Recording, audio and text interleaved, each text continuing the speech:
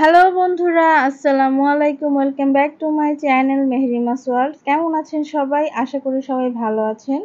আমার আজকের আয়োজনে থাকছে ঈদ স্পেশাল একটি হালুয়ার রেসিপি। আমি আজকে আপনাদেরকে বুটের ডালের হালুয়া রান্না করে দেখাবো। ডালের হালুয়াটা আমরা কম বেশি অনেকেই খেয়েছি। আমি কিভাবে রান্না করি হালুয়াটা সেটাই আপনাদের সাথে শেয়ার করব। ডালের হালুয়া যে এত মজা হয় সেটা যারা ডালের হালুয়া না খেয়েছেন তারা বুঝতে পারবেন না, আর যারা খেয়েছেন তারা তো অলরেডি জানেন। চলুন তবে রেসিপিটি শুরু করছি। ভিডিওটি শুরু করার আগে যারা আমার চ্যানেলে নতুন এসেছেন প্লিজ আমার চ্যানেলটা সাবস্ক্রাইব করে আমার পাশে থাকবেন এবং ভিডিওতে একটা লাইক দিয়ে যাবেন এবং কমেন্টে জানাবেন আপনাদের কেমন লেগেছে। ডালের হালুয়াটা রান্না করার জন্য আমি এখানে বুটের ডাল নিয়ে নিয়েছি বা ছোলার ডাল নিয়ে নিয়েছি। ডালগুলো আমি সারা রাত ভিজিয়ে রেখেছিলাম, এখন হচ্ছে এগুলো ফুলে ডাবল হয়ে গিয়েছে। এখানে আমি 1.5 কাপ ডাল নিয়েছিলাম। ডালগুলোকে এখন সেদ্ধ করব, তাই এখানে একটা হাঁড়ি বসিয়ে দিয়েছি চুলায়। হাঁড়িতে আমি সব ডালগুলো দিয়ে দিচ্ছি। ডালগুলো আমি ভালো করে ধুয়ে নিয়েছিলাম। এখন ডালগুলো সেদ্ধ করার জন্য আমি এখানে পানি দিয়ে দিচ্ছি। মোট 4 কাপ পানি আমি এখানে দেব, তাতেই ডালগুলো সেদ্ধ হয়ে যাবে। পানির বদলে আপনারা এখানে ডালটা দুধ দিয়েও সেদ্ধ করতে পারেন, কিন্তু আমি আজকে পানি দিয়ে সেদ্ধ করব। তারপর এখানে 2টো তেজপাতা দিয়ে দিচ্ছি, আর দিয়ে দেব হচ্ছে 2 টুকরো এলাচ এবং 2 টুকরো দারচিনি। যেগুলো দিয়েছি ফ্লেভারের জন্য। দিয়ে আমি চুলার আঁচটা ধরিয়ে দিয়েছি এবং চুলাটা আমি মিডিয়ামে রেখে ডালগুলোকে ভালো করে সেদ্ধ করে নেব। ফিরে আসছি ডালটা সেদ্ধ হওয়ার পর।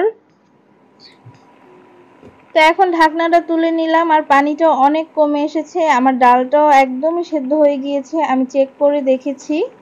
ডালটা যেহেতু সেদ্ধ হয়ে গিয়েছে আর ডালে কিছুটা পানি অবশিষ্ট রয়ে গেছে, আমি পুরোটা পানি এখানে টানিয়ে নেব। তারপর হচ্ছে ডালটা পুরোপুরিভাবে ঠান্ডা করে নেব। এখানে ডালগুলোকে আমি ঠান্ডা করে নিয়েছি। এবার এর উপর থেকে আমি এলাচ, দারচিনি, তেজপাতার টুকরোগুলো উঠিয়ে ফেলে দিচ্ছি। এটা আমি এখন ব্লেন্ডারে দিয়ে পেস্ট করে নেব। এই কাজটা আপনারা পাটায়ও করতে পারেন। ব্লেন্ডারে ব্লেন্ড করতে হলে এটাকে সম্পূর্ণভাবে ঠান্ডা করে নিতে হবে, না হলে আপনার মিক্সারের সমস্যা হতে পারে। আর যদি পাটায় করতে চান তাহলে একটু হালকা গরম থাকা অবস্থায় করলে ভালো হয়। তো পুরোটাই আমি পেস্ট করে নিয়েছি। এবার একটা বাটিতে নিয়ে নিচ্ছি।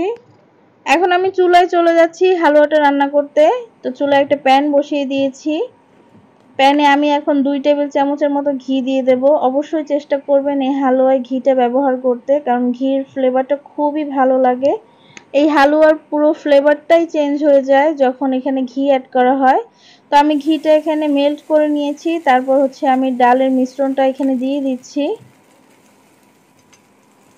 দিয়ে এখন এটাকে ভালো করে নেড়েচেড়ে আমি তেলের উপর ভেজে নেব। চুলার আঁচটা এই পর্যায়ে লোতে রাখতে হবে। এই কাজটা একটু সময় নিয়ে ধৈর্য সহকারে করবেন, কেননা চুলার আঁচটা বাড়িয়ে যদি ডালটা রান্না করা হয় তাহলে কিন্তু ডালটা পুড়ে যাবে। তাই যতটা সম্ভব চুলার আঁচটা কমিয়ে আমরা ডালের হালুয়াটা আস্তে আস্তে রান্না করে নেব। এ পর্যায়ে এখানে নাড়া বন্ধ করা যাবে না, তাহলে তলানিতে লেগে যাবে। এটা একটু কষ্ট সাপেক্ষ ব্যাপার, কিন্তু এটা করে নেবেন। তো এখানে ঘির সাথে হালুয়াটা কিন্তু আমার ভেজে নেওয়া হয়ে গিয়েছে। হালুয়াটা অনেকটাই ঘন হয়ে এসেছে। এ পর্যায়ে আমি এখানে চিনি অ্যাড করে দিচ্ছি। আমি এখানে 1.5 কাপের মতো চিনি নিয়েছি। মিষ্টিটা আপনারা বুঝে দিবেন যে কে কতটা মিষ্টি পছন্দ করেন। তো আমি এখানে যে পরিমাণে চিনি দিয়েছি এইতেই মিষ্টিটা এনাফ ছিল, এর চেয়ে বেশি মিষ্টি দরকার হয়নি। তো চিনিটা দেওয়ার পর আমি এটা ভালো করে ডালের মিশ্রণের সাথে মিশিয়ে নিচ্ছি। এই পর্যায়ে ডালটা একটু পাতলা হয়ে আসবে, কারণ চিনিটা পানি ছাড়বে। আবার নাড়তে নাড়তে সেটা আগের পর্যায়ে চলে যাবে, এই পর্যায়ে নাড়তে হবে। তো এই যে চিনিটা গলে গিয়েছে, ডালের মিশ্রণটা একটু পাতলা হয়ে এসেছে। আমি এভাবেই নাড়তে থাকবো, নাড়া বন্ধ করব না। চুলার আঁচটা এই পর্যায়ে লোতেই আছে, আমি একটু বাড়াইনি। আমি প্রথম থেকে শেষ পর্যন্ত এই হালুয়াটা লো আঁচেই রান্না করব। এ পর্যায়ে আমি এখানে অ্যাড করব 2টো এলাচ এবং 2টো দারচিনি ফ্লেভারের জন্য। দিয়ে আবারও আমি নাড়তে থাকবো।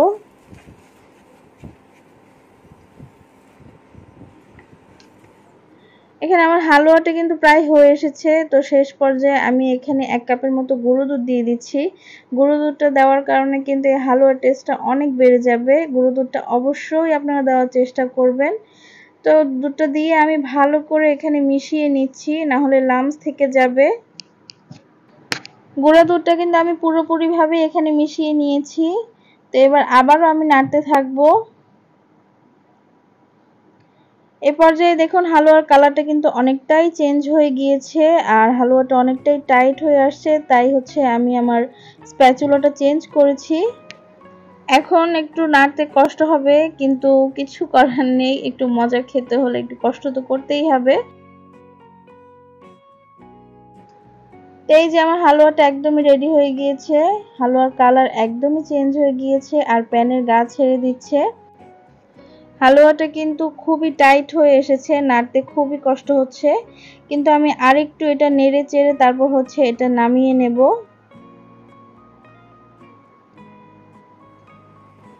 হালুয়াটা যখন এরকম প্যানের গা ছেড়ে দিবে তখন বুঝতে হবে যে হালুয়াটা একদমই রেডি হয়ে গিয়েছে।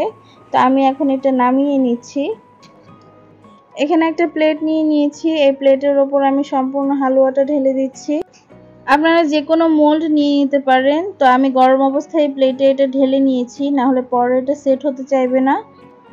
হালুয়াটাকে এখন আমি একটু চেপে চেপে এটাকে সমান করে নিচ্ছি, এটাকে চৌকো একটা শেপ দিয়ে দেব। আপনারা যেরকম খুশি সেরকম একটা শেপ দিয়ে নিতে পারেন, তো আমি হচ্ছে স্কোয়ার করে একটা শেপ দিয়ে দিচ্ছি। তো এই যে হালুয়াটা আমার শেপ দেওয়া হয়ে গেছে, আমি উপরে কিছু কিশমিশ দিয়ে এটা ডেকোরেশন করে নিচ্ছি। আপনারা চাইলে এখানে কিছু বাদাম কুচিও দিতে পারেন। তো হালুয়াটাকে এখন আমি বরফির আকারে কেটে নিচ্ছি।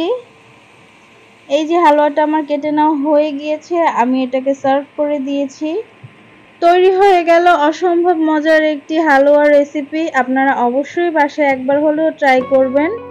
আমার ভিডিওটি যদি আপনাদের ভালো লাগে থাকে প্লিজ ভিডিওতে একটা লাইক দিয়ে যাবেন এবং কমেন্টে জানাবেন, এবং যারা আমার চ্যানেলটা এখনো সাবস্ক্রাইব করেনি প্লিজ আমার চ্যানেলটা সাবস্ক্রাইব করে আমার পাশে থাকবেন। আজকের মতো আমি এখানেই বিদায় নিচ্ছি, দেখা হবে পরবর্তী কোনো ভিডিওতে। সবাই ভালো থাকবেন, সুস্থ থাকবেন, আল্লাহ হাফেজ।